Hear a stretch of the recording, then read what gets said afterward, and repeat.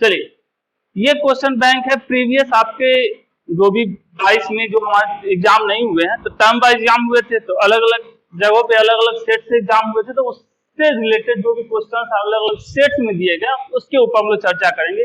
पहला जो हमारा है वो ऑब्जेक्टिव होगा, उसके बाद शॉर्ट्स वो तो बहुत सारे मिल जाएंगे, हर एक साथ पूछे जाते हैं। तो इसके अंदर हमारे जो 2022-23 का जो एग्जाम होगा वो फाइनल एग्जाम होगा कंप्लीट सिलेबस के ऊपर, ठीक है, फुल सिलेबस, मतलब ये नहीं कि टर्म 1 टर्म 2 वो कहानी खत्म। अब इसके अंदर क्वेश्चन जो रहेंगे 20% हमारे रहेंगे ऑब्जेक्टिव क्वेश्चन, 30% जो रहेंगे कॉम्पिटेंसी बेस्ड क्वेश्चन, इसमें अलग अलग टाइप के क्वेश्चन हो सकते हैं, और 50% जो क्वेश्चन होंगे वो सब्जेक्टिव क्वेश्चन। तो कॉम्पिटेंसी बेस्ड क्वेश्चन में हमारे क्वेश्चन कैसे होंगे, मल्टीपल चॉइस क्वेश्चन हो सकते हैं, केस बेस्ड हो सकते हैं, सोर्स बेस्ड हो सकते हैं, ठीक है, या कोई भी टाइप का होगा, मतलब ये आपके इंटेलिजेंस के लिए क्वेश्चन है। और अपना एग्जाम कब होगा 2023 का, जैसे होता आया था 2020 तक, ठीक है, फरवरी 15 फरवरी के बाद अपना एग्जाम होगा, तो आप तैयारी कीजिए। चलिए, इसके अंदर पहला question SQP sample question paper जो हमारे अवेलेबल हो चुके, मतलब मार्केट के अंदर जो भी है, चाहे वो आपकी क्वेश्चन बैंक के अंदर जो मार्केट के अंदर है, चाहे नेट के ऊपर है, बहुत सारे सैंपल पेपर मिलेंगे आपको, तो उसमें से कलेक्ट किए गए क्वेश्चन है। चलिए बात करते हैं, आराम से करते हैं, बहुत हो गया। चलिए, क्या कह रहा है, 2 point charge placed in a medium of dielectric constant K are at a distance R between them. अब 2 पॉइंट चार्ज हमारे पास, मान लीजिए हमारे पास पॉइंट चार्ज Q1 और दूसरा हमारे पास Q2, दोनों के बीच का डिस्टेंस कितना R दे दिया है, R ही दिया है ना भैया, R दे दिया, ठीक है, और डाइलेक्ट्रिक कांस्टेंट दोनों के बीच का क्या है, K है, okay. Then experience an electrostatic force F, तो ये फोर्स F एक्सपीरियंस करता है, F पे क्या होगा 1/4 pi epsilon naught Q1 Q2 divided by R square into कह सकते हो 1/K, ये हमारा दे के रखा है। चलिए, अच्छी बात है। The electrostatic force between them in vacuum at the same distance R, यदि इसको अब K की जगह पे न रखे, K की वैल्यू कितनी, वैक्यूम का वैल्यू कितना, वैक्यूम के लिए 1 होता है हमारा, अब ये रख दिया जाए तो हमारा मान लीजिए फोर्स आया F dash is equal to कितना 1/4 pi epsilon naught into Q1 Q2 divided by R square, कितना फोर्स हमारा आएगा। अब क्या पूछ रहा है, क्या पूछ क्या रहा है भाई, F इलेक्ट्रोस्टैटिक फोर्स, तो बोल रहा है, तो बताइए ये F डैश की वैल्यू क्या होगी। चलिए, F डैश क्या होगा, दोनों को कंपेयर कर लेते हैं। अब ये पूरी कहानी देखोगे, ये कहानी पूरी कितनी के बराबर है, ये जस्ट F डैश के बराबर, इसको हम लिखना चाहते तो ऐसा लिखते F बराबर F डैश इंटू 1/K, तो यहां से F डैश बराबर लिखते क्या K इंटू F, और K की वैल्यू कितनी कितनी कितनी कितनी 5, तो यहां से हम लिख देते 5F, तो हमारा F डैश कितना होता है 5F, मतलब option number A, question number first का ऑप्शन नंबर ए। चलिए थोड़ा सा कलर चेंज करते हैं, व्हाइट पे आ जाते हैं। क्या कह रहा है, which statement is true for Gauss law, Gauss law के लिए कौन सा स्टेटमेंट क्या है, सही है। क्या है, पहला, all the charge whether inside और outside the Gaussian surface contribute to the electric flux, मतलब कोई भी चार्ज, ये मान लो कोई गॉसियन सरफेस है, यहाँ चार्ज रहेगा चाहे यहाँ चार्ज रहे, सब कंट्रीब्यूट करता है क्या इलेक्ट्रिक फ्लक्स के टर्म में, बिल्कुल नहीं, जो चार्ज अंदर है, ठीक है, उसका कंट्रीब्यूशन होता है, वो भी नेट चार्ज का, मतलब पहला ऑप्शन गलत। दूसरा, electric flux depends upon the geometry of Gaussian surface, ऐसा होता है क्या, ऐसा रहे या कैसा रहे उससे कोई फर्क नहीं पड़ता, तो ये भी डिपेंड नहीं करता है। Gauss theorem can be applied to non uniform electric field, तो ये यूनिफॉर्म इलेक्ट्रिक फील्ड के लिए याद होगा, फाई इक्वल्स टू हम लोग क्या जानते हैं E डॉट, चलो DA, d phi equals to E dot DA, या सीधा सीधे लिखते फाई इक्वल्स टू क्या, ऐसा। तो यहाँ इलेक्ट्रिक फील्ड क्या है, नॉन यूनिफॉर्म होता तो E की वैल्यू चेंज होती, यहाँ चेंज कौन होता है, एरिया, तो हम कह सकते हैं नॉन यूनिफॉर्म इलेक्ट्रिक फील्ड के लिए भी वैलिड नहीं है। तीसरा, चौथा, the electric field over the Gaussian surface remains continuous and uniform eight everywhere, तब तो सही है भैया। दूसरा का क्या हो जाएगा हमारा D, चलिए गर्मी है क्या, चलिए। Third, a cylinder of radius R length L is placed in a uniform electric field, चलिए एक सिलेंडर हम ले लिए, तो इसको यूनिफॉर्म इलेक्ट्रिक फील्ड के अंदर प्लेस कर दिए। कैसे करना है? Parallel to the axis of the cylinder, ये सिलेंडर का एक्सिस इसके पैरेलल, चलो हमने यूनिफॉर्म इलेक्ट्रिक फील्ड को प्लेस कर दिया, कर दो, अच्छी बात है। फिर total flux for the surface of the cylinder is given by, तो टोटल फ्लक्स क्या होगा? फाई इज इक्वल्स टू क्या? फाई इक्वल्स टू क्या जानते हैं? Q by epsilon naught. बचपन का प्यार है, phi equals to Q by epsilon not, बहुत चलने वाला है। तो चूंकि ये अंदर आ रहा है और बाहर जा रहा है, तो नेट अंदर में तो कोई चार्ज, थोड़ा कलरफुल किया जाए, अंदर में Q तो जीरो है हमारा, अंदर में तो कोई चार्ज है नहीं, तो जितना आ रहा है उतना ही जा रहा है, तो नेट क्या होगा? यदि हमारे पास 100 रुपया आया और 100 रुपया चला गया, तो मेरी पॉकेट में क्या बचा? कुछ नहीं। तो कुछ नहीं बचा, तो आंसर में क्या होगा? कुछ नहीं। चलिए अगली की बात करें। चलिए इस क्वेश्चन में क्या कह रहा है? Two parallel charge large thin metal sheet have equal surface density this coulomb per metre square of opposite sign, ठीक है, electric field between these sheet is, दोनों के बीच में इलेक्ट्रिक फील्ड क्या होगा? चलिए हम पहले दो शीट्स ले लेते हैं। ये हमारे दो शीट्स हैं, दोनों शीट में बोला है अपोजिट चार्ज कितना का दिया हुआ है। चलिए हमने पहला जो हमको दिया गया है वो हमको दिया गया है कितना कितना कितना 26.4 into 10 to the power minus 12 coulomb per metre square, ये हमको दिया गया सिग्मा की वैल्यू। अब ये चूंकि पॉजिटिव चलिए इसको हम मान लिए, इसको हमने क्या मान लिया? निगेटिव। तो इसके कारण इलेक्ट्रिक फील्ड कैसा होगा? प्लस वाले कारण बाहर की तरफ, और इसके कारण भी बाहर की तरफ, सब पे क्या है? Plus plus plus.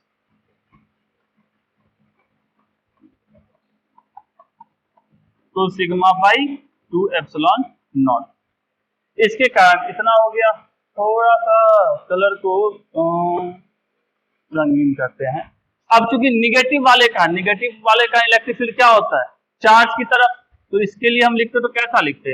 अंदर की तरफ ये भी कितना होता है? सिग्मा बाई 2 एप्सिलॉन नॉट, और ये भी हमारा होता है सिग्मा बाई 2 एप्सिलॉन नॉट। चूंकि यदि यहाँ का पूछता तो यहाँ के लिए तो और भी कहानी बनती, फिलहाल कहाँ के लिए पूछ रहा है हमको? ये पार्ट 1, ये पार्ट 2, पार्ट 3, ठीक है। हमसे पार्ट 2 का पूछा जाए दोनों के बीच में, पहले इसको कर लेते हैं, उसके बाद बाकी पार्ट 1 और पार्ट 2 3 को भी कर लेंगे। तो यहाँ पे देखोगे तो ये भी हमारा क्या है? इस तरफ, ये भी हमारा, दोनों एक ही डायरेक्शन में, चूंकि इलेक्ट्रिक फील्ड क्या होते हैं?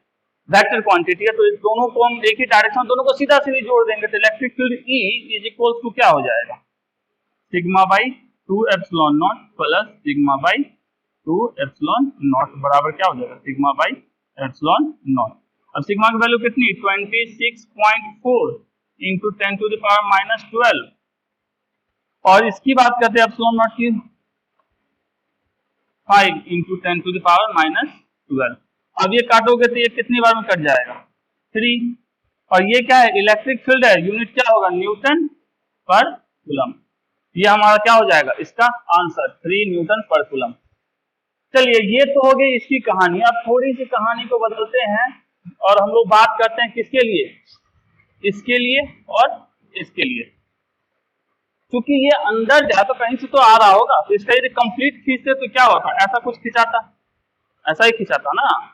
और इसका यदि हम खींचते तो क्या होता? ये बढ़ के यहाँ ऐसा चला आता, कई बार पूछे हुए एग्जाम में। तो इसकी बात करते तो इसके में कितनी? सिग्मा बाई 2 एप्सिलॉन नॉट, किस तरफ? इस तरफ, और इसके लिए इस तरफ। तो दोनों एक दूसरे के क्या है? सेम अमाउंट में है, लेकिन क्या है? एक दूसरे के अपोजिट डायरेक्शन में, तो इसका क्या हो जाता है? 0, क्योंकि ये दोनों तो एक डायरेक्शन में, तो हमको मिलेगा कितना? Sigma by epsilon not. और चूंकि ये दोनों क्या है? ये भी इस तरफ और ये बहादुर हमारा इस तरफ, तो दोनों वापस से जुड़ के ये भी कितना? सिग्मा बाई 2 एप्सिलॉन नॉट, दोनों अपोजिट डायरेक्शन, तो ये भी हमारा 0। तो यहाँ पे इलेक्ट्रिक फील्ड 0, यहाँ पे इलेक्ट्रिक फील्ड दिस, और यहाँ के लिए इलेक्ट्रिक फील्ड फर्स्ट वाले के लिए 0। एक ही लड्डू, समझ में आया? अच्छी बात है, आराम से समझिएगा इसको। तो फिलहाल इस क्वेश्चन के लिए हमारा आंसर क्या हो जाएगा? दिस। क्या कह रहा है, कंसीडर एन अनचार्ज कंडक्टिंग स्फीयर, एक अनचार्ज कंडक्टिंग स्फीयर हमने ले लिया, क्वेश्चन में नहीं दिया है। A positive point charge is placed outside the sphere, एक positive point charge plus Q को हमने आउटसाइड द स्फीयर प्लेस कर दिया। तो net charge on the sphere is 10, तो चार्ज इस स्फीयर के ऊपर क्या होगा, नेट चार्ज क्या होगा, क्या होगा, चार्ज जब बाहर इसको क्या फर्क पड़ता है, नेट चार्ज तो इसके ऊपर क्या होगा, ये बहुत आएगा तो क्या करेगा, इसके अंदर जो हमारे भाई बहन है प्लस माइनस जो हमारे भाई बंधु हैं, ठीक है, बहुत आएगा तो ये क्या करेगा, प्लस वाला आएगा तो क्या करेगा, माइनस वाले को इस साइड पर शिफ्ट कर लेगा और प्लस वाले को इस साइड शिफ्ट करा देगा। फिर भी तो जितने प्लस से प्लस रहेंगे, जितने माइनस उतने माइनस ही रहेंगे, तो नेट चार्ज क्या होगा इसके आसपास, इसके ऊपर नेट चार्ज हमेशा फिर भी 0 रहेगा। तो कह सकते हैं फिफ्थ का ए, पॉजिटिव तो होगा नहीं, नेगेटिव होगा नहीं, नेगेटिव होगा नहीं, तो फिफ्थ का ऑप्शन नंबर क्या हो जाएगा, ए हमारा। चलिए नेक्स्ट बात करते हैं, चलिए इस क्वेश्चन को देखते हैं 2022 किसी सेट का।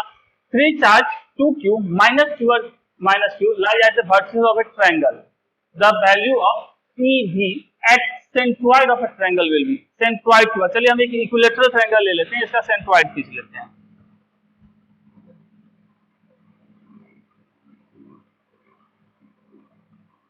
ये हम इसका मान लिए क्या है, सेंट्रोइड है, यहाँ पे मान लिए माइनस प्लस 2q और यहाँ माइनस q और यहाँ पे माइनस q रख लिए।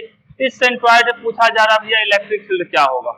चलिए अब ये हमारा प्लस 2q है, प्लस 2 से इलेक्ट्रिक फील्ड का डायरेक्शन क्या होता है, away from this positive charge, तो यहां से इस तरफ की तरफ हमने ले लिया अवे। चलिए E1, अब चूंकि ये क्या है माइनस q, ये हमारा माइनस q है, तो माइनस q की कहानी में क्या होता है कि electric field lines towards the होती है नेगेटिव चार्ज, तो इस तरफ हमारा E इक्विलेटरल ट्रायंगल है, तो ये दोनों डिस्टेंस सेम, तो हम इसको भी क्या मान लिए E।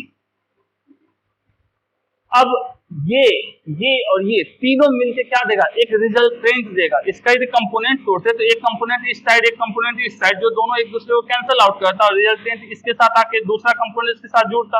अब फाइनली ये एक नया इलेक्ट्रिक फील्ड बनता, मान लो E2, मतलब इसकी वैल्यू 0 नहीं होती, कुछ ना कुछ E2 की वैल्यू आती, तो स्वाभाविक सी बात है कि हमारा E2 0 नहीं होगा, तो मतलब 0 वाली कहानी खत्म। अब दूसरा कह रहा है पोटेंशियल की बात, तो इस पॉइंट पे यदि हम पोटेंशियल की बात करते हैं, तो चलो इसको हम मान लिए A, इसको मान लिए B, इसको मान लिए C, तो पोटेंशियल क्या होता, और यहां से यहां तक के डिस्टेंस x, ये भी हमारा x, ये भी हमारा x, तो V क्या होता, कहां पे, सेंटर पे, चलो O पे हमारा हो जाता VA plus VB plus VC। VA के लिए मतलब K 2q by x plus k minus q by x plus k minus q by x। अब सबको जोड़ोगे तो रिजल्टेंट क्या आ गया, पोटेंशियल V इक्वल्स टू 0 और E is not equals to 0, तो V इक्वल्स टू 0। चलिए ये वाला हमारा सही हो गया, तो 6 का ऑप्शन नंबर C। चलिए इस क्वेश्चन को देखते हैं। A negatively charge object x is repelled by another charge object y। x हमारा क्या है, नेगेटिव चार्ज है, मतलब ये हमारा मान लो x है और इस पे चार्ज क्या है, नेगेटिव चार्ज है, वो रिपेल कर रहा है y को क्या कर रहा है, रिपेल कब करेगा, सिमिलर चार्ज क्या करते हैं एक दूसरे को रिपेल करते हैं, तो ये नेगेटिव है तो ये भी हमारा क्या होगा, नेगेटिव होगा, तब तो ये इसको रिपेल करेगा। चलिए दोनों एक दूसरे को रिपेल करेगा, तो क्या रहा है, however an object z is attracted by object y। अब जो हमारा z है वो y के द्वारा अट्रैक्ट हो रहा है, आकर्षित हो रहा है, तो ये हमारा मान लो z है, ये इसको अट्रैक्ट कर रहा है, तो कब नेगेटिव वाले कब अट्रैक्ट करेगा z को, जब इसके अपोजिट साइन होगा, मतलब इसके पास कौन सा साइन होगा, पॉजिटिव साइन होगा, तो ये अट्रैक्ट करेगा। ठीक है, which of the following is the best possibility for object z, इसमें से कौन सी पॉसिबिलिटी बेस्ट है किसके लिए, z के लिए।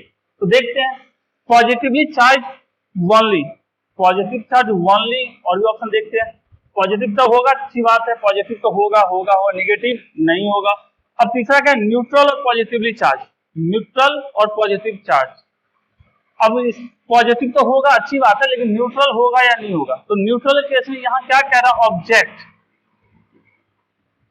ठीक है, यदि ये पॉइंट चार्ज होता तो सिर्फ पॉजिटिव से काम चल जाता, ठीक है, न्यूट्रल की उसमें चर्चा नहीं करते, क्योंकि कूलम्ब्स लॉ हमारे किसके लिए वैलिड होता है, पॉइंट चार्ज के लिए, बॉडी के लिए नहीं होती है, बहुत बड़े चार्ज के लिए नहीं होता है, हमारे किसके पॉइंट चार्ज के लिए वैलिड होता है। तो यहाँ सिर्फ ऑब्जेक्ट कह रहा है, तो ऑब्जेक्ट बड़ा भी तो हो सकता है। तो जब ऑब्जेक्ट मान लो ये हमारा कोई बहुत बड़ा ऑब्जेक्ट होता है, यहाँ पे कोई हमारे पास चार्ज नेगेटिव चार्ज होता है, तो ये न्यूट्रल भी होता तो भी ये इसको क्या करता, अट्रैक्ट करता। तो कह सकते हैं न्यूट्रल होगा तो भी अट्रैक्ट करेगा। तो ऑप्शन नंबर सी। विशेष जानकारी के लिए बुक्स को पढ़िए। चलिए नेक्स्ट है, an object has charge of 1 coulomb and gain इतना electron, the net charge on the object become. पहले कितना चार्ज था ऑब्जेक्ट के पास, 1 कूलम का चार्ज था, इसमें कितने इलेक्ट्रॉन्स आ गए, 5 × 10⁻18 इलेक्ट्रॉन्स आगे जुड़ गए, ठीक है।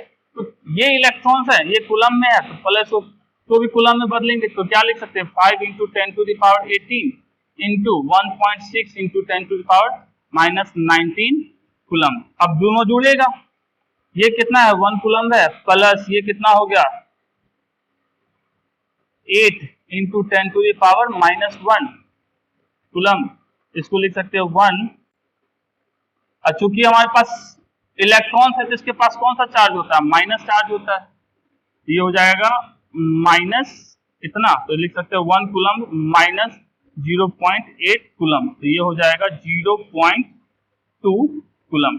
0.2 कूलम किसमें, प्लस में, तो 0.20 कूलम प्लस में हमारा, तो आंसर एक ही है, ये माइनस, अच्छा ठीक है, एक ही तो आंसर ही था। चलिए अच्छी बात है, 0.20 कूलम हमारा, तो 8 का हमारा क्या हो जाएगा, डी हो जाएगा। अब 9 की बात है, in an experiment 3 microscopic latex spheres are spread into a कहां chamber and become charge with इतना respectively. All the 3 charges latex sphere are spread into a chamber become charge with charge इतना respectively. All the 3 spheres come in contact simultaneously for the moment and got separated. Which one of the following is possible value for the final charge? ठीक है, अब जब इसको डाला गया, ठीक है, स्प्रेड किया गया, उस समय इसके पास क्या चार्ज था, बोला जाए Q1 के पास चार्ज था 3 इलेक्ट्रॉन का प्लस में, Q2 के पास था 5 इलेक्ट्रॉन का, और Q3 के पास था हमारा कितना -3 इलेक्ट्रॉन का चार्ज। अब इसके पास जब अंदर गया तो उसके बाद बाहर से तो कोई चार्ज आया नहीं, तो इसके पास नेट चार्ज कितना मिला, यहां से ये कट गया, यहां से बचा 5 इलेक्ट्रॉन का इसके पास नेट चार्ज है जब अंदर गया था तीनों मिलके। जब तीनों टकराएंगे या कांटेक्ट में आए एक सिंगल मोमेंट के लिए, ठीक है, जब वापस छोड़ेंगे तो क्या करेंगे, एक दूसरे के साथ चार्ज का शेयरिंग करेंगे, लेकिन प्रोडक्ट उनका क्या होगा, मतलब फाइनल रिजल्ट क्या होगा, उनका फाइनल रिजल्ट वही होगा जो इनिशियल था 5 इलेक्ट्रॉन। तो अब इस चारों ऑप्शन में चेक करते हैं किसका रिजल्ट हमारा 5 इलेक्ट्रॉन का, इसको जोड़ा जाए तो 5 + 5 10 - 4 कितना 6 आया, क्या नहीं आया। इसको करते हैं 6 6 12 में से 7 जाएगा तो कितना बचेगा 5, ये तो आ गया, चलिए अच्छी बात है। नेक्स्ट को, ये सब प्लस में है, इसको छोड़ देते हैं, ये हो जाएगा 13 इलेक्ट्रॉन का, 8 9 9 करते, ठीक। और इसको यदि हम देखेंगे तो कितना कितना कितना कितना कितना, ये हो जाएगा हमारा 4 इलेक्ट्रॉन का। तो ये 5 इलेक्ट्रॉन के बराबर कौन है, सिर्फ बी वाला है, तो 9 का क्या हो जाएगा हमारा B. Next, 3 identical charge are placed on x-axis from left to right with adjacent charge separated by distance d। 3 charge identical है, तो मतलब ये हमारा Q1 क्यों लिख रहा है भाई, जब आइडेंटिकल है तो आइडेंटिकल को आइडेंटिकल ही लिखेंगे, Q, ये भी Q, left to right 3 identical charge डाल दिए, adjacent charge separated by distance d, distance d, सबका सेपरेशन कितना d, इसका भी सेपरेशन d, ठीक है। The magnitude of force on charge from its nearest charge is F, मतलब इसके कारण इसके ऊपर फोर्स F लगेगा, इसके कारण इसके ऊपर फोर्स भी F लगेगा, इसके कारण इसके ऊपर फोर्स F लगेगा, इसके कारण मतलब जो पड़ोसी हैं वो फोर्स F लगा रहे हैं, सीधा सीधी मतलब है, तो इसके कारण फोर्स F लगा, ठीक है। let I be the unit vector along x-axis, then the net force on each charge from left to right. Left to right में हर एक चार्ज के ऊपर नेट फोर्स कितना होगा। चलिए इसके कारण इसके ऊपर जो F लग रहा है वो F बराबर कितना होगा, यदि हम लिखते तो K Q by D square ये होता। अब मान लो हम इसके कारण इसके ऊपर फोर्स की बात करें तो इसको हमने मान लिया क्या, चलिए F1 मान लिया, किसके कारण, इस वाले के कारण। तो ये F1 बराबर क्या होता है, K Q बाई दोनों के बीच का डिस्टेंस कितना, यहां से यहां तक का 2D, तो 2D का स्क्वायर, तो ये हम लिखते हैं इसको 1/4 K, इसको भी लिख सकते K Q square by D square, और इसको लिखते Q square by D square. अब K Q square by D square इसमें भी है, इसमें भी है, ये किसके बराबर, F के बराबर, तो यहाँ पे हम लिख सकते थे 1/4 क्या F, F1 बराबर कितना 1/4 F, तो नेट फोर्स इसके ऊपर कितना, F नेट की बात करते तो हो जाता F plus F1, F plus 1/4 F, ये कितना हो गया 5F/4 sorry Newton, 5F/4 Newton. चूंकि ये इस साइड को हम प्लस आई कहते हैं तो इस साइड वाले को क्या कहेंगे माइनस आई, तो ये हमारा किस साइड लग रहा है, इस तरफ माइनस वाले की तरफ, तो इसका माइनस में आंसर आएगा, तो सबसे पहले तो ये हमारा सही है, तो आंसर नंबर सी सही है, बाकी सब में तो कुछ मिल ही नहीं दिया है। तो ये तो हो गया इसके ऊपर। चलिए दूसरे की बात करते हैं, यहाँ ही भी हमारा क्वेश्चन खत्म हो जाता है, लेकिन फिर भी हम इसके ऊपर बात करते हैं। चलिए इसके ऊपर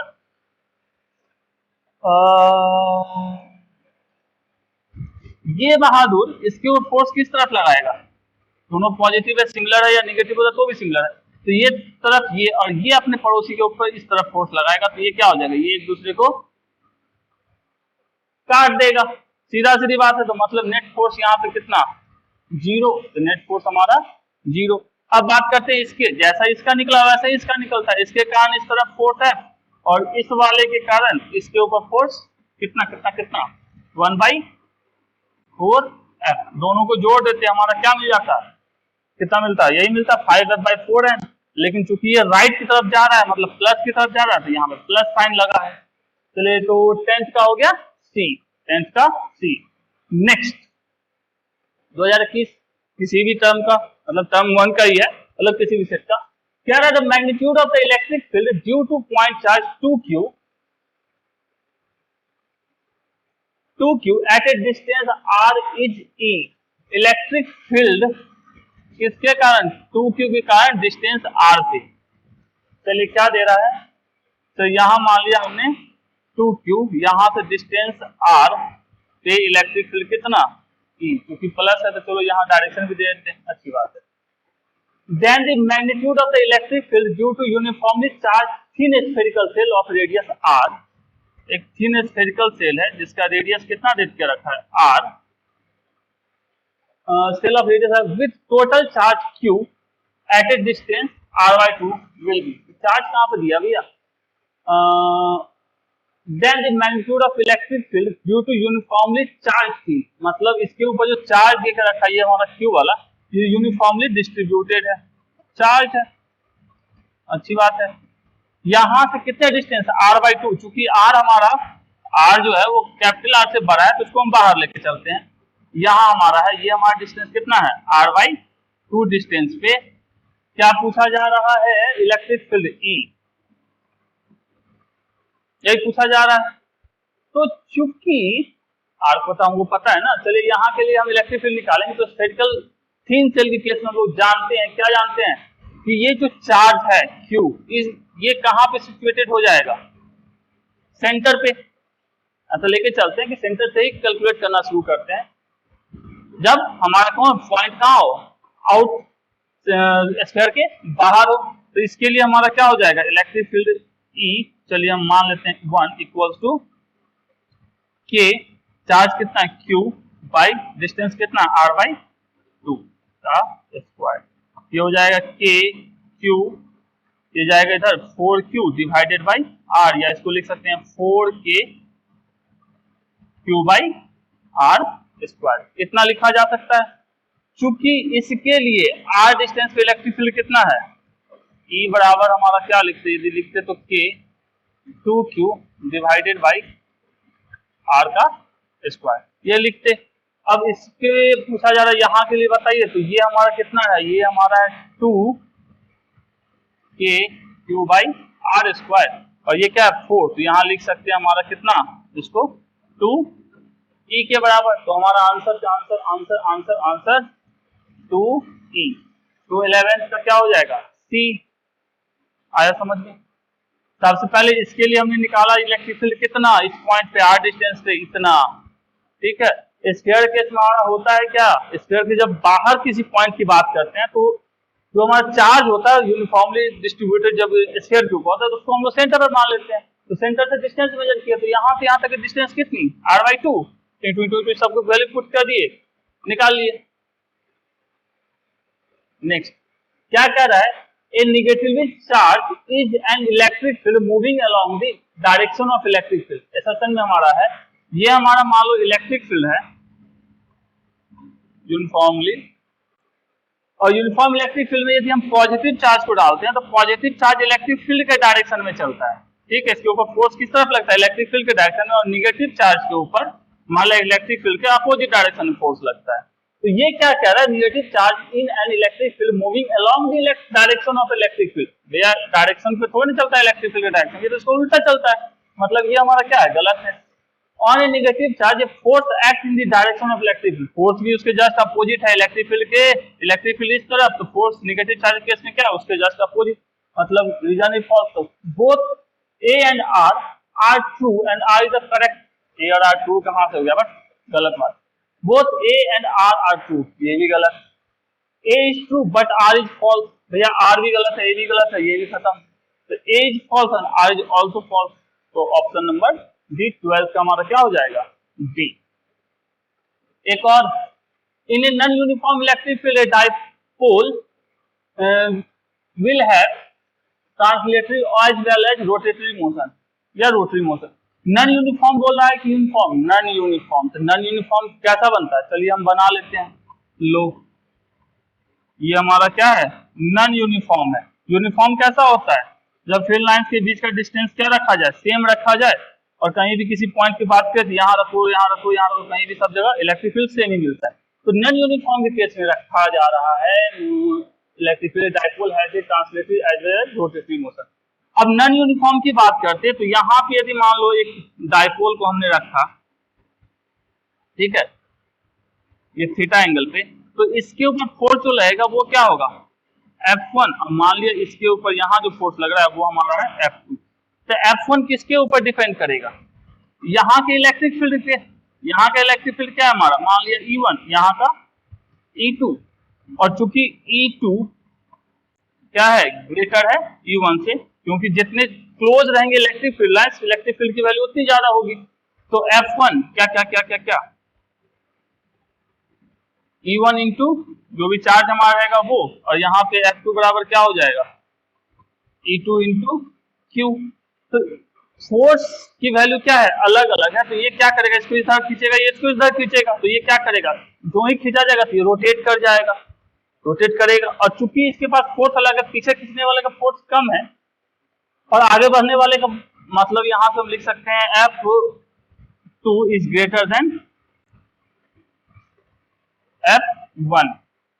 F2 ज्यादा है, मतलब ये पीछे खींचने वाला ज्यादा है, आगे खींचने वाला कम है, तो ये बहादुर किधर जाएगा, पीछे की तरफ जाएगा। तो स्वाभाविक सी बात है इस केस में हमारा क्या होगा, रोटेशन तो होगा, साथ में ट्रांसलेशन भी होगा, मतलब ट्रांसलेटरी मोशन भी होगा, मतलब बॉडी आगे या पीछे कहीं भी जा सकती है। तो कह सकते हैं भैया as well as rotary motion, सही बात है, अच्छी बात है। In non uniform electric field dipole experience force as well as torque. ये तो फोर्स एक्सपीरियंस क्या, क्योंकि हमारा दोनों की वैल्यू अलग अलग है, सेम होती तो नेट फोर्स 0 होता, ठीक है, लेकिन दोनों की वैल्यू अलग अलग है तो नेट फोर्स 0 नहीं होगा, मतलब फोर्स होगा। टॉर्क तो आया ही, तब तो ये घूम गया। टॉर्क तो भले यूनिफॉर्म रहे या नॉन यूनिफॉर्म रहे, टॉर्क दोनों केस में आएगा, लेकिन फोर्स कब आता है, इस केस में यदि हम बात करते ऐसे रख देते तो इसके ऊपर नेट फोर्स हमारा क्या होता, एफ नेट 0 होता, और टाउ 0 नहीं होता, फिलहाल अभी जिस कंडीशन पे है, लेकिन इस केस में क्या है हमारा, फोर्स नॉट जीरो और टॉर्क भी हमारा नॉट जीरो। तो ये भी सही क्वेश्चन है। तो क्या कह सकते हैं, बोथ ए एंड आर ठीक है, R true and R is the correct explanation of A. सही बात है, ये सब क्या है, गलत बात है। तो 13 का आंसर क्या हो जाएगा हमारा, ए। 14 की बात करें, electric dipole place in non uniform electric field will experience, non uniform electric field में प्लेस, अब जस्ट पीछे वाले क्वेश्चन हम देखें तो क्या करेगा, फोर्स भी एक्सपीरियंस करेगा और टॉर्क भी एक्सपीरियंस करेगा, तो बोथ फोर्स एंड टॉर्क। तो 14 का हमारा क्या हो गया, सी।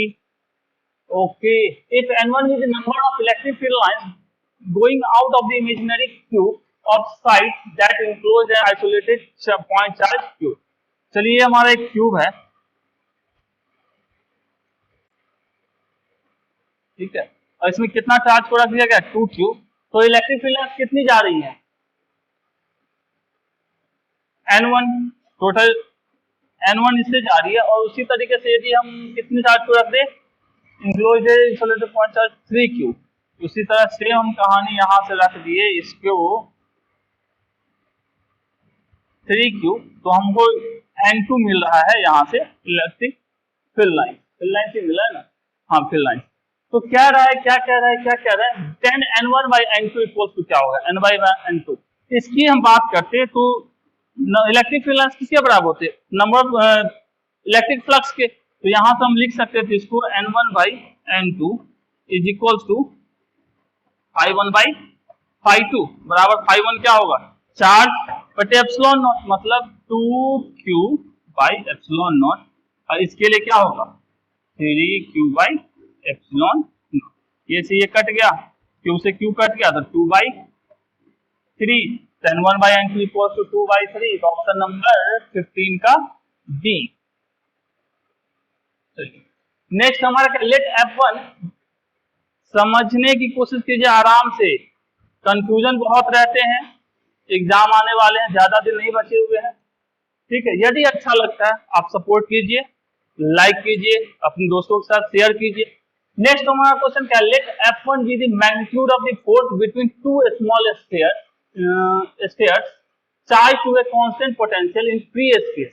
चलिए, दो हमारे पास छोटे छोटे स्फीयर हैं और फोर्स के बारे में कुछ बोला नहीं है और बोल दिया चलिए F1 फोर्स लग रहा है, चलिए मान लिए अपोजिट ही है, अच्छी बात है। कहां पे, जब जब जब जब जब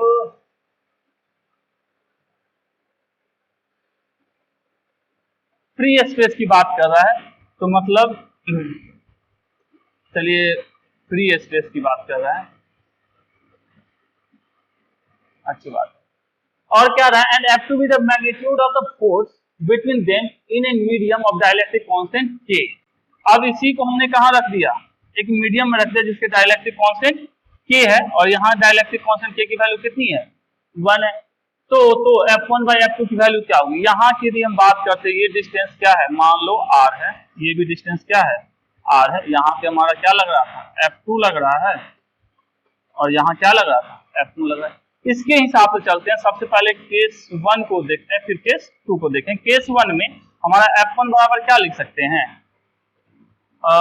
K चार्ज, चलिए मान लीजिए यहाँ पे Q1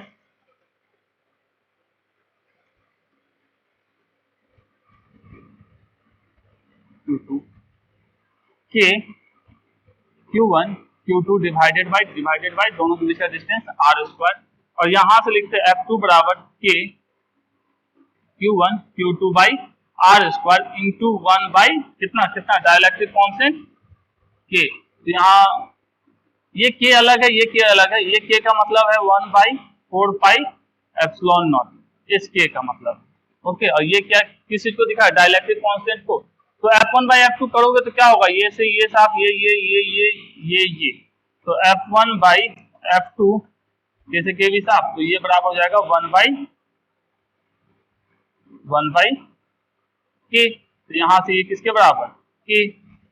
तो आंसर क्या हो जाएगा हमारा, ये ऊपर जाएगा, तो यहां से हमारा किसके बराबर K। तो आंसर किसके बराबर हो जाएगा, 16 का B।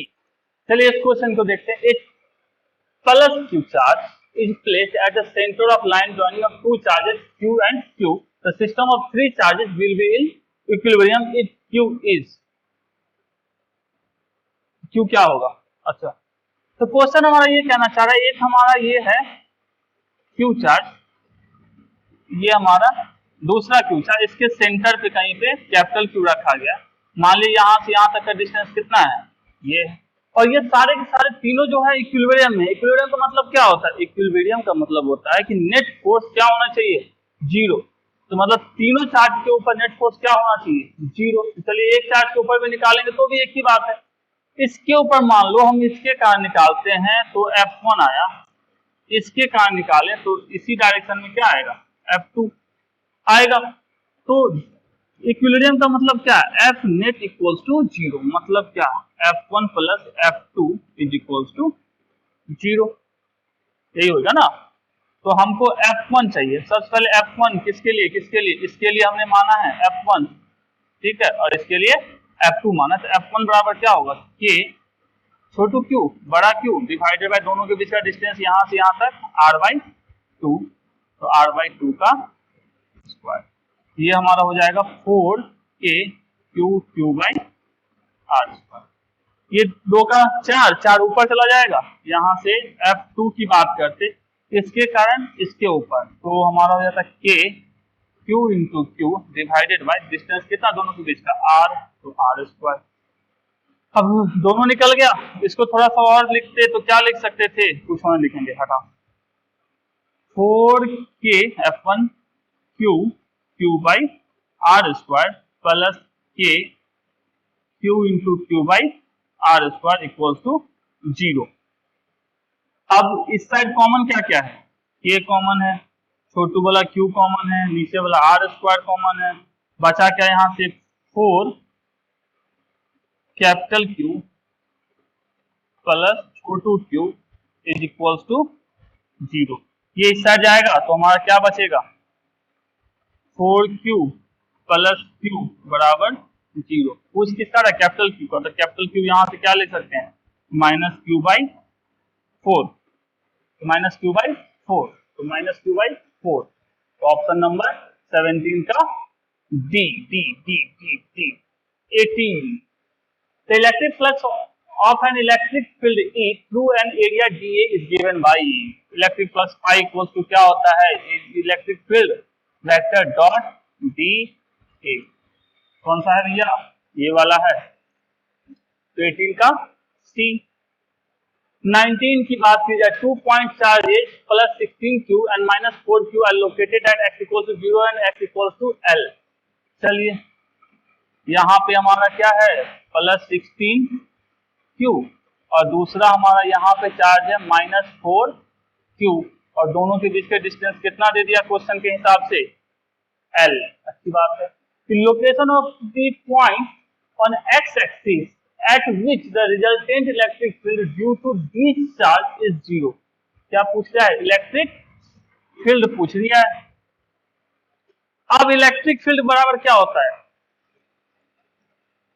K Q divided by R²। ये हम लोग पढ़ चुके हैं, Q/R²। अब ये पॉइंट किधर ले लिया जाए? बीच में ले, क्या बीच में लोगे? देखो यदि बीच में लेते हैं तो ये हमारा 16Q प्लस है, तो इसके कारण चलिए कलरफुल थोड़ा किया जाए। यदि मान लो यहां लेते, यहां, तो ये प्लस, इसके ऊपर इलेक्ट्रिक फील्ड का डायरेक्शन किस तरफ होता? इस तरफ। ये माइनस, इसके कारण इस पॉइंट पे इलेक्ट्रिक फील्ड का डायरेक्शन इस तरफ। तो दोनों का डायरेक्शन एक तरफ है, तो नेट इलेक्ट्रिक फील्ड क्या होता हमारा? जीरो। इसलिए ये पॉइंट इन दोनों के बीच में तो लेंगे नहीं। अब सवाल आता है कि भैया इस तरफ ले या इस तरफ ले? बीच में तो लेंगे नहीं, कहां लेंगे? दायां या बायां?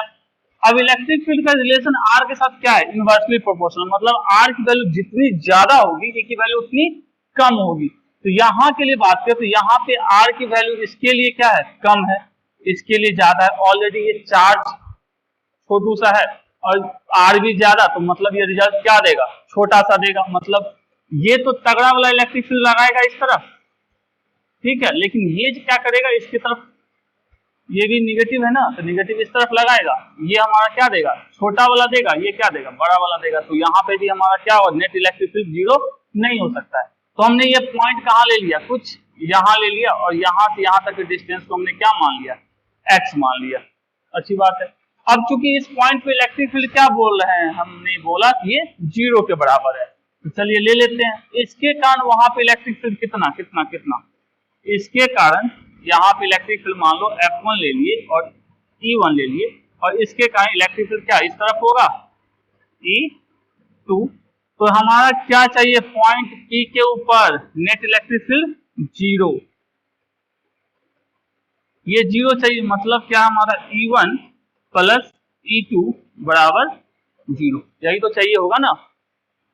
तो E1 इस वाले के फॉर्मूले के हिसाब से चलते हैं। E1 किसके कारण है, हमारा इसके कारण है, तो लिखते के चार्ज कितना है 16Q डिवाइडेड बाय क्या क्या क्या क्या क्या, यहां से यहां तक का डिस्टेंस कितना, L प्लस x का स्क्वायर हो गया E1। E2 क्या, इसके जस्ट अपोजिट है, या निगेटिव साइन के साथ लगाओ या जैसे लगाओ, प्लस के माइनस 4Q डिवाइडेड बाय दोनों के बीच का distance x square is equal to कितना, 0। यही होना है ना। चलिए के ये हट गया, Q से Q हट गया, यहां से हमारा क्या आ गया, थोड़ा कलर चेंज करो भाई, आजा।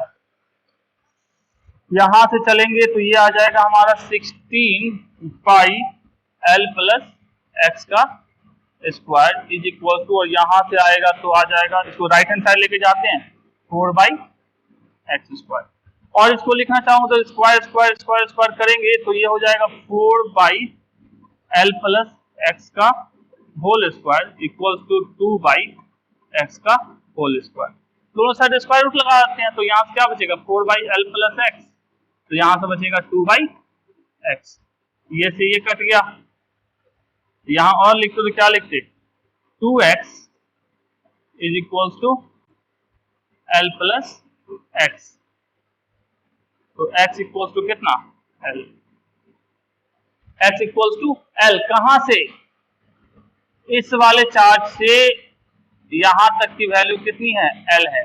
और हमसे पूछा कुछ ज्यादा है क्या, 2 पॉइंट चार्ज इतना इतना लोकेटेड है, the location of the point on x axis at which the resultant electric field due to, तो लोकेशन कहां से दिखाया जाता है, जहां से 0 स्टार्ट होता है। तो यहां से यहां तक का डिस्टेंस पूछा गया हमसे, तो ये l और ये l मतलब टोटल कितना 2l, तो आंसर क्या क्या क्या क्या क्या 2l। तो 19 का हमारा क्या हो जाएगा D। अब 20 है, तो इलेक्ट्रिक डाइपोल मोमेंट इतना, चलिए डाइपोल मोमेंट हमको P की वैल्यू दे दी गई है 4 × 10⁻⁻⁻⁵ कूलम्ब मीटर, ठीक है। Kept in uniform electric field, E की वैल्यू हमको दे दी गई है 10⁻³ न्यूटन पर कूलम्ब, ठीक है। एक्सपीरियंस टॉर्क सब कुछ तो दे ही दिया है, पूछना क्या चाहते हो भाई, 2 × 10⁻⁸ न्यूटन मीटर, ठीक है। The angle which the dipole makes with the electric field, अच्छी बात है। टाउ इक्वल्स तुम लोग क्या जानते हैं, PE sin थीटा जानते हैं, tau equals to PE sin theta. तो यहां से आगे हम चलते हैं, तो टाउ हमको थीटा पूछा जाए तो sin थीटा बराबर क्या लिख सकते हैं, टाउ बाई PE। टाउ की वैल्यू कितनी है, टाउ की 2 × 10⁻⁸ 2 × 10⁻⁸ P की वैल्यू 4 × 10⁻⁵ 4 × 10⁻⁵ और E की वैल्यू 10⁻³ काटा जाए तो ये से ये पूरा कट गया, बचा क्या 1/2 मतलब 0.5।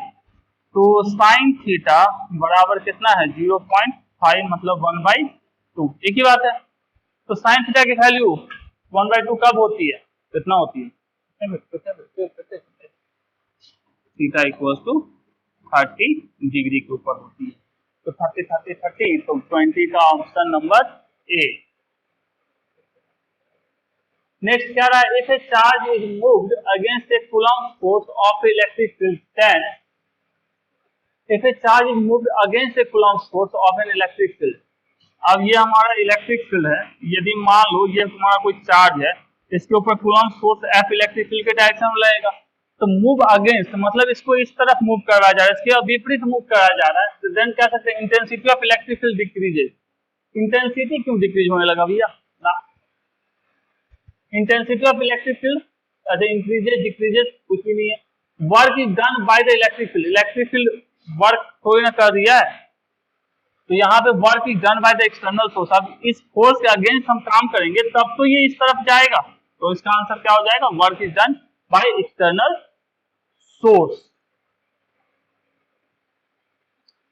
To charge sphere A and B having their radius in the ratio of 1/2 connected together with a conducting wire, the ratio of their surface charge density।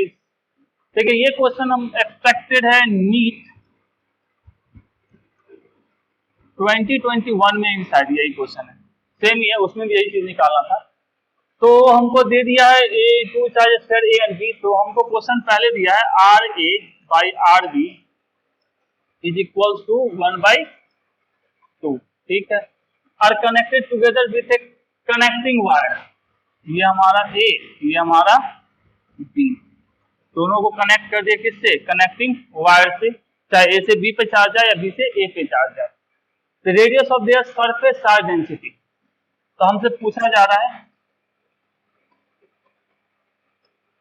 What, ये क्या हुआ, तो जो ही दो चार्ज कंडक्टर को, ठीक है, एक दूसरे के साथ कनेक्ट करेंगे तो उसके चार्ज इधर से उधर जाना डिपेंड करता है कि किसका पोटेंशियल ज्यादा है किसका पोटेंशियल कम है।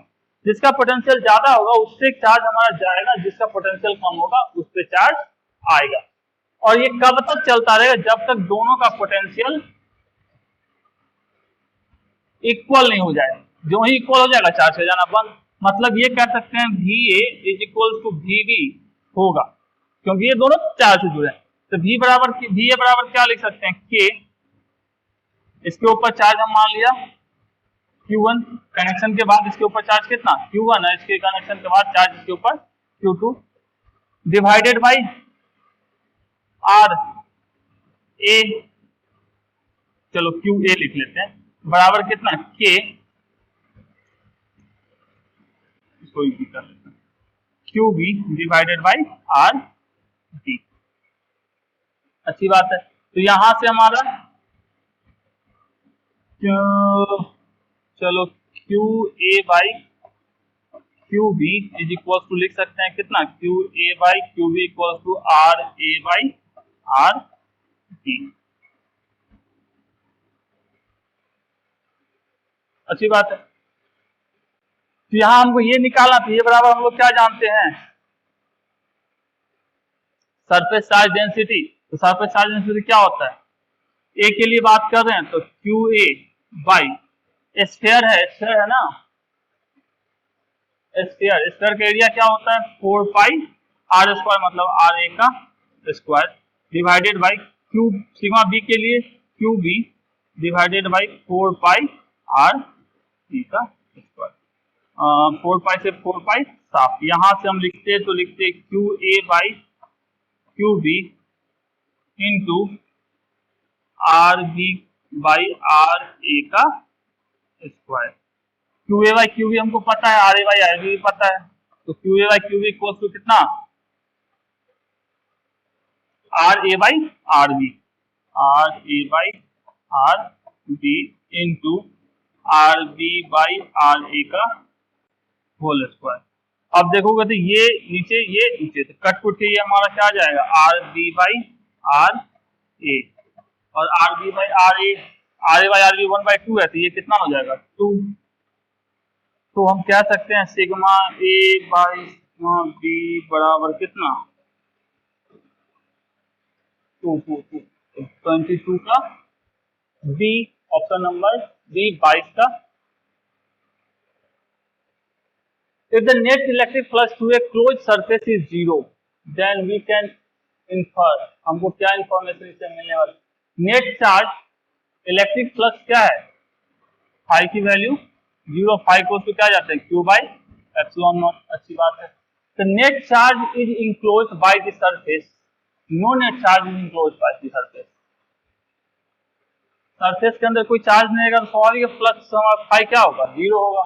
Uniformly electric field exist within the surface, इससे कोई फर्क नहीं पड़ता है। Electric potential varies from point two point. Now charge is presented inside the surface, charge present होगा तो फाई क्यों 0 होने लगा, तो हमारा ऑप्शन क्या होगा, नो नेट चार्ज 23 का ए। चलिए क्वेश्चन क्या कह रहा है, a point charge situated at an axial point of a small electric dipole at a large distance from it. एक इलेक्ट्रिक डायपोल ले लिए, यहाँ माइनस क्यू और यहाँ प्लस क्यू, ये इसका सेंटर पॉइंट। अच्छी बात है। एक लार्ज डिस्टेंस पॉइंट चार्ज, इससे लार्ज डिस्टेंस पे, मान लो यहाँ कोई लार्ज डिस्टेंस एक्सियल पॉइंट पे यहाँ कोई चार्ज क्यू हम ले लिए, तो इसके ऊपर फोर्स क्या कर रहा है, नेट चार्ज एक्सपीरियंस है फोर्स एफ। इसके ऊपर जो फोर्स लग रहा है वो हमारा एफ है। तो एफ बराबर क्या होता है, ये एफ बराबर क्या हो जाएगा, जो चार्ज हमारा क्यू इंटू ई, यहाँ जो इलेक्ट्रिक फील्ड है, तो यहाँ पे क्या हो जाएगा, क्यू का क्यू, इलेक्ट्रिक फील्ड का फॉर्मूला हम लोग जानते हैं क्या होता है, 1/4 pi epsilon naught 2p by R. अच्छी बात है। अब यदि हम बात करें, क्या कह रहा है, if the distance of the charge is double, distance of the charge is double, distance यहाँ से, अब इस चार्ज को यहाँ ना रख के क्या कर दिया, यहाँ रख दिया गया और डिस्टेंस कितना हो गया, 2r कर दिया गया। अब चार्ज यहाँ है, तो यहाँ पे पूछा जा रहा है इफ द डिस्टेंस हो जाए double then force acting on the charge will be. अब इसके ऊपर फोर्स कितना लगेगा, यहाँ पे बताइए भैया फोर्स। चलिए मान लो इसको हमने F1 मान लिया, तो F1 बराबर क्या होता, F1 बराबर होता Q का, तो Q रहता जो चार्ज है वो है, लेकिन यहाँ पे इलेक्ट्रिक फील्ड यदि यहाँ पे E है तो यहाँ पे भी E थोड़ी ना होगा, डिस्टेंस बढ़ने से इलेक्ट्रिक फील्ड बदल जाएगा। तो यहाँ पे मान लो हमने रख दिया E1। अब E1 की वैल्यू क्या होगी, 1/4 पाई एप्सिलॉन नॉट 2p, और दोनों के बीच की दूरी ही सिर्फ बदली है, P को P है अपना, तो यहाँ से लिख सकते हैं 2r का होल। यहाँ से लिखते तो क्या लिखते, Q into 1/4 pi epsilon naught into 2p by R cube, और ये R2 का क्यूब है तो 1/8 लिखा जा सकता है। अब देखो ये जितनी वैल्यू है वही यहाँ से यहाँ तक तो है, तो इसके जगह पर हम क्या लिख सकते हैं, F इंटू 1/8। इसके जगह पर हम लिख सकते हैं ना, ये पूरी किसके बराबर है, F के, तो आंसर क्या हो जाएगा, F/8। तो F/8 थोड़ा सा इजी है। चलिए आगे देखते हैं। इसमें क्या है, electric flux through a spherical surface showing the figure is. अब ये जो फिगर दिख रहा है इसमें आपको इलेक्ट्रिक फ्लक्स बता, तो फ्लक्स किसके ऊपर डिपेंड करता है, जो गॉसियन सरफेस के अंदर बहादुर होता है उसके ऊपर, बाहर वाले से कोई मतलब है नहीं। तो नेट चार्ज के ऊपर क्या हो जाएगा, Q नेट बराबर लिख सकते हैं Q2 माइनस Q1, और फाई इक्वल टू क्या होता है, Q net by epsilon naught, तो Q नेट क्या हो जाएगा, Q2 minus Q1 divided by epsilon naught. तो ये इसका आंसर हो जाएगा, आसान है। नेक्स्ट क्या रहा है, electric dipole consisting of A charge this is separated by a distance r। अच्छी बात है। Is kept symmetrically eight the centre of imaginary sphere of radius r। चलिए एक स्फीयर है जिसका रेडियस कितना दे दिया, r है, इसके सेंटर पे हमने माइनस क्यू और प्लस क्यू वाले को r डिस्टेंस वाले के साथ रख दिया। अच्छी बात है। Other point charge capital Q is also kept at the centre of the sphere, एक प्लस क्यू वाले को और सेंटर पे रख दिया। अच्छी बात है। तो net electric flux coming out of the sphere will be, अभी जस्ट हम देखते हैं फाई इक्वल टू क्या होता है, Q net divided by epsilon naught. तो Q नेट इसके अंदर कितने हैं, दिस, तो capital Q plus small q minus small q divided by epsilon naught, मतलब capital Q by epsilon naught. तो capital Q by epsilon naught, तो 26 का क्या हो जाएगा, बी हमारा। चलिए 27 की बात करते हैं। क्या क्या, two large conducting sphere carrying a charge Q1 Q2 are kept with their centres sphere, ठीक है, R distance apart, the magnitude of electrostatic force between them is not exactly, मतलब F को बोला जा रहा है 1/4 pi epsilon naught Q1 Q2 divided by R square नहीं होता है। ऐसा नहीं होता है क्या? लार्ज कंडक्टिंग स्फीयर बोला जाता है कि लार्ज कंडक्टिंग स्फीयर। तो ये जो फॉर्मूला है कूलम्ब्स का, ये किसके लिए है? ये होता है पॉइंट चार्ज के लिए। लार्ज के लिए नहीं होता है पॉइंट चार्ज, मतलब छोटू सा चार्ज के लिए। तो पॉइंट चार्ज के लिए होता है, उसको लार्ज से थोड़ा चिपका दोगे। लार्ज के लिए अलग कहानी है, पॉइंट के लिए अपने पॉइंट के लिए पढ़ना है। तो ये किसके लिए है? पॉइंट चार्ज के लिए होता है। तो ये वैलिड पॉइंट चार्ज के लिए ही होता है। तो ये लार्ज है तो इसलिए there are not point charge. अच्छी बात है भैया, 27 का ये तो अच्छा लग रहा है। दूसरा, large distribution of sphere is not uniform. Distribution में कोई बातें नहीं है। Charge on the sphere will shift toward the centre, charge will be shifted toward the portion of the sphere which is closer and facing toward the ये भी नहीं। तो क्या किसके लिए सिर्फ ये पॉसिबल होता है? पॉइंट चार्ज के लिए। और ये पॉइंट चार्ज नहीं है, ये क्या कह रहा है? लार्ज कंडक्टिंग स्फीयर है। तो आंसर नंबर ए। चलिए, torque acting on a electric dipole placed in a uniform electric field is maximum when the angle between the tau, tau equals to क्या होता है? P cross E। तो लिख सकते हैं tau equals to P E sine theta. अब ये maximum कब होगा? जब साइन थीटा की मैक्सिमम वैल्यू होती है। साइन थीटा की मैक्सिमम वैल्यू कब होती है? जब साइन थीटा की वैल्यू मैक्सिमम होती है, जब ये 1 के बराबर होती है। तो when the angle between, angle sine theta 1 के बराबर कब होता है? Theta equals to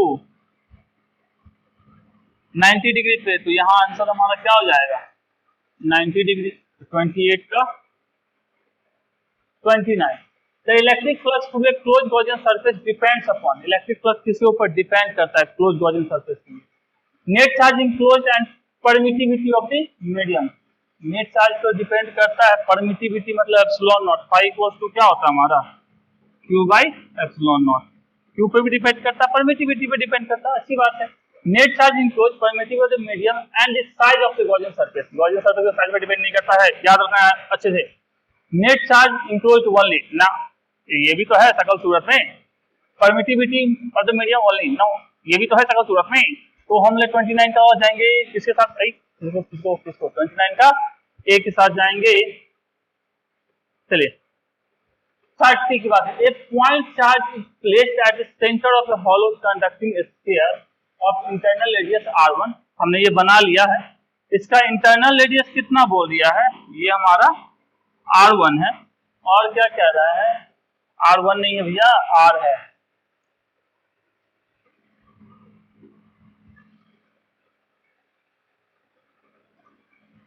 internal radius कितना है? R है। और कह रहा है कि आउटर रेडियस इज 2R। ये कितना दिया है? 2R। ठीक है। Ratio of surface charge density of the inner surface to that of the outer surface. अब सरफेस चार्ज डेंसिटी कितने चार्ज को रखे? पॉइंट। चलिए यहां मान लो हमने Q चार्ज को रख दिया। ठीक है, इस Q चार्ज के रखने के कारण क्या होगा? कुछ तो होगा, कुछ तो लोग कहेंगे ये प्लस मान लो चार्ज हमने रखा। ठीक है, क्या अगर point charge place at the centre of the hollow sphere of हाँ, ये प्लस रखेंगे तो ये चार्ज क्या करेगा? इस पूरे बॉडी के ऊपर पॉजिटिव निगेटिव दोनों चार्ज है। तो ये क्या करेगा? पॉजिटिव वाला निगेटिव वाले को अट्रैक्ट करेगा और पॉजिटिव वाले को रिपेल करेगा। तो कह सकते हैं, ये कौन सा कलर है भाई? हरा है। तो हम रेड कलर ले लेते हैं। ये क्या करे? प्लस माइनस वाले को अपने पास बुला लेगा।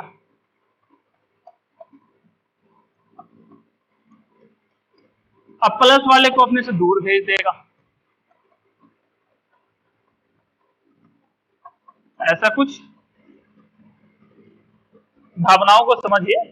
माइनस वाले को प्लस वाला है ये, तो प्लस वाला किसको बुलाएगा? माइनस वाले को। तो माइनस वाले इसके पास आ गया, प्लस वाले कहाँ चले गए? इससे दूर चले गए। तो आउटर सरफेस जो आउटर रेडियस है उसके ऊपर प्लस वाले गए और इनर वाले पे माइनस वाले आ गए। तो भावनाओं को समझते हुए आगे चलते हैं। तो सरफेस चार्ज डेंसिटी किसके लिए? Inner surface to that of the outer surface. तो surface charge density inner surface by surface charge density outer surface. तो चार्ज डेंसिटी क्या होता है? Charge by area. तो चार्ज कितना है? यदि ये Q है तो माइनस Q को ही बुलाया होगा ना। तो ये हो गया कितना? Minus Q divided by area कितना होगा इसका, क्या है ये स्क्वायर है, तो 4 पाई आर स्क्वायर, और ये बाहर कौन गया प्लस वाले प्लस क्यू वाले, 4 पाई कितना 2 आर का स्क्वायर, ये क्यू से क्यू साफ 4 से 4 साफ, यहाँ से बच गया ये ऊपर चला गया, तो 4 R square by by by by by R square, ये आर स्क्वायर का मतलब -4, तो 30 का क्या हो जाएगा -4, तो यहां लिख सकते हैं -4। क्या रहा है एक फैराडे केज के बारे में कुछ कहा जा रहा है, अच्छी बात है। ए फैराडे केज और Faraday field is an enclose made of the conducting material का बना होता है, ठीक है। The field with in the conductor cancel out with the external field, okay, अच्छी बात है, एक्सटर्नल फील्ड को कैंसिल आउट करता है। Electric field with in the enclosure is 0, electric field इस इंक्लोजर के अंदर क्या होते हैं 0 होते हैं, ठीक। This Faraday cage can act as a big hollow conductors, you can put things into this field, then from electric field any electric shocks of the cage receive pass harmlessly around the outside the cage, अच्छी बात है, कहानी है। तो क्या है which of the following material can be used to make a Faraday cage, ये क्या कह रहा है Faraday cage बना किसका है कंडक्टिंग मटेरियल का, तो कंडक्टर इसमें से कौन है, प्लास्टिक तो है नहीं, ग्लास है नहीं, कॉपर है, वुड नहीं है, अच्छी बात। दूसरा कह रहा है example of the real world Faraday cage is, cage है, ठीक है, तो केज कैसा हुआ, कार हो सकता है केज, प्लास्टिक का बॉक्स, प्लास्टिक की कंडक्टर इन द केज कैसे, लाइटिंग रॉड तो हो नहीं सकता, रॉड से कैसे केज बनेगा, और मेटल रॉड, ये रॉड है, रॉड कैसे केज, रॉड के अंदर कौन घुस जाएगा ना घुसेगा, तो रॉड से बना होता तो मानते, ये रॉड के अंदर घुसा दिया इंसान को।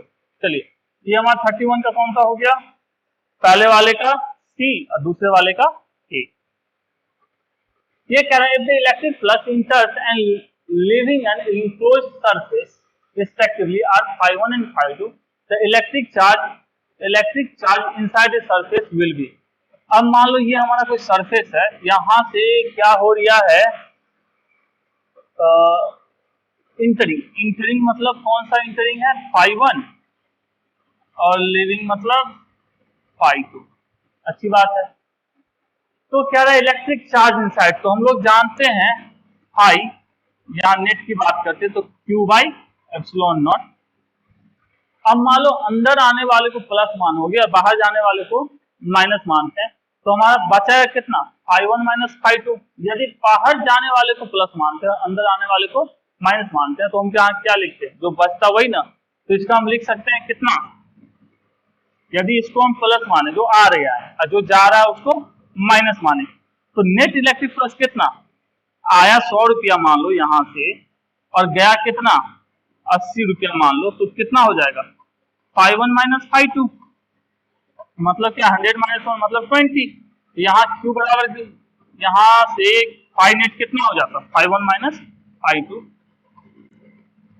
बाई एप्सिलॉन नॉट, तो यहाँ से क्यू बराबर क्या लिखते हैं epsilon not phi1 minus phi2, तो epsilon not phi1 minus phi2, यदि हम इसको पॉजिटिव मानते हैं इसको निगेटिव मानते हैं तो हमारा क्या हो जाता है phi2 माइनस phi1, तो मानने पे डिपेंड करता है, बाकी सब तो कोई सही होगा ही नहीं, ठीक है।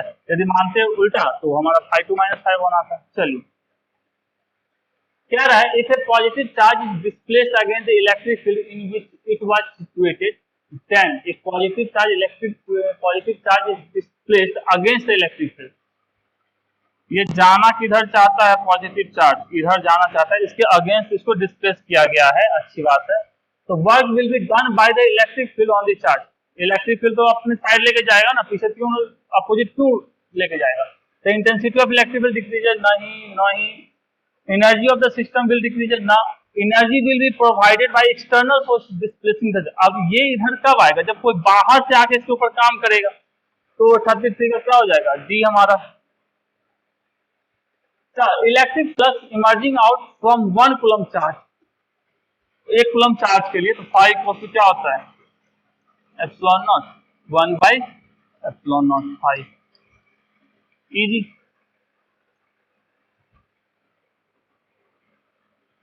चलिए, तो ये 34 क्वेश्चंस हैं, देखिएगा, समझने की कोशिश कीजिएगा। हो सकता है कि इसमें कुछ क्वेश्चंस आपको मल्टीपल चॉइस से मिल जाए। यदि आपको मेरा काम अच्छा लगता है तो प्लीज लाइक करें, सब्सक्राइब करें और शेयर करें अपने दोस्तों के साथ। सब आपके लिए ही है। Thank you.